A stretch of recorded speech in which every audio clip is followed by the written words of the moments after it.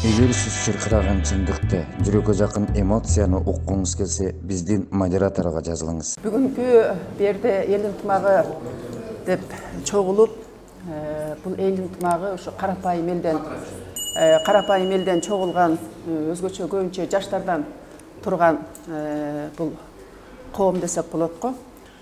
Булардын бая эмесин угуп, өзүмдүн жеке оюмду ушул бүгүнкү болуп жаткан, буга чейинки болуп жаткан өкмөт бийлигелерине кайрылат элем да. 2005-теги, 2010-догу төңкөрүштүн баарын карапайым эл кылган жок.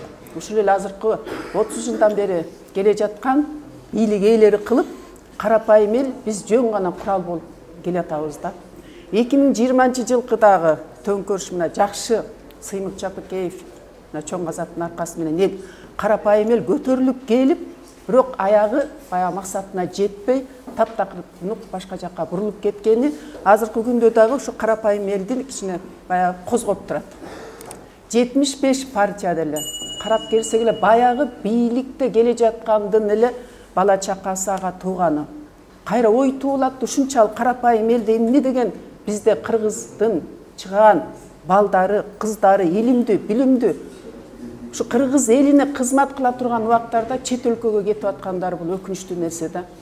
Ушул күндө бийлик ээлери мындай кичине карапайым элдин ою менен бөлүшүш керек.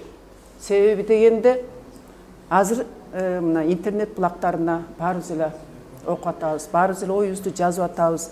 75 партияны уккандан кийин карапайым элдин бардыгы кыжырдануусу билине эле туруп калды. Бул эмне дегенчилик? Эртеңки күндө биз кыргыз эли кайра дагы бир төңкөрүштү көтөрө албайбыз. Мына бюджетте акча жок. Акча жоктугуна ким күнөөлүү? Ошол эле бийлик ээлери.